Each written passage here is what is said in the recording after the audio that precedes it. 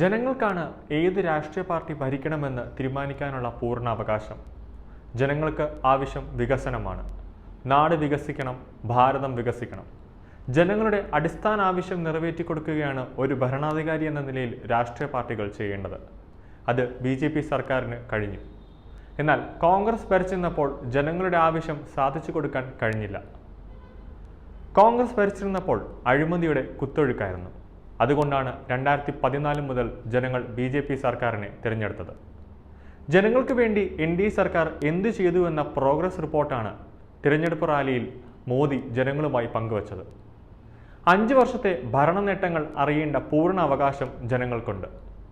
ഭരണ നേട്ടങ്ങൾ ഓരോന്ന് മോദി എണ്ണി പറഞ്ഞത് വീണ്ടും മോദി ഭരണത്തിൽ വരുമോ എന്ന ഭയത്താലാണ് കോൺഗ്രസ് മോദിയുടെ പരാമർശം വിവാദമാക്കുന്നതും തിരഞ്ഞെടുപ്പ് ചട്ടങ്ങൾക്ക് എതിരാണ് എന്ന് പറയുന്നത്. തിരഞ്ഞെടുപ്പ് റാലിയിൽ മോദി നടത്തിയ പരാമർശത്തിൽ ക്ലീൻ ചീറ്റ് നൽകുകയും ചെയ്തു.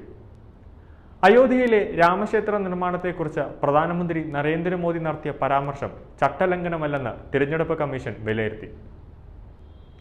അഫ്ഗാനിസ്ഥാന്റെ ഭരണം താലിബാൻ ഏറ്റെടുത്തതിനു ശേഷം ഇന്ത്യയിലേക്ക് സിഖുകാരുടെ വിശുദ്ധ ഗ്രന്ഥമായ ഗുരുഗ്രന്ഥ സാഹിബ് കൊണ്ടുവരാൻ കേന്ദ്ര സർക്കാർ സ്വീകരിച്ച നടപടികളുടെ പരാമർശം ചട്ടലംഘനമല്ലെന്നും കമ്മീഷൻ വ്യക്തമാക്കി. NDA സർക്കാരിന്റെ ഭരണ നേട്ടങ്ങൾ മാത്രമാണ് പ്രധാനമന്ത്രി ജനങ്ങൾക്ക് മുന്നിൽ അവതരിപ്പിച്ചതെന്നാണ് കമ്മീഷന്റെ കണ്ടെത്തൽ. ജനങ്ങൾക്കിടയിലേക്ക് വർഗീയതയോ മതസ്പർദ്ധയോ വളർത്തുന്ന പരാമർശമല്ല പ്രധാനമന്ത്രി നടത്തിയത്.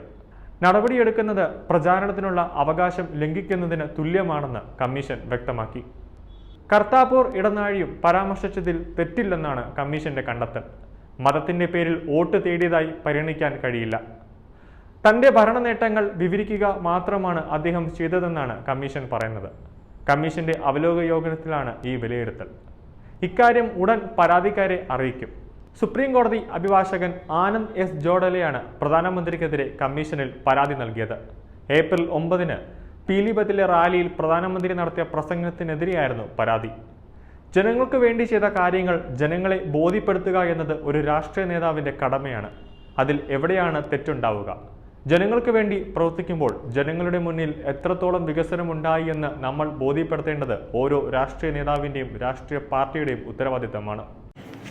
കൂടുതൽ വാർത്തകൾ അറിയുവാനായി ഈ ചാനൽ സബ്സ്ക്രൈബ് ചെയ്ത് ഫോളോ ചെയ്യുക.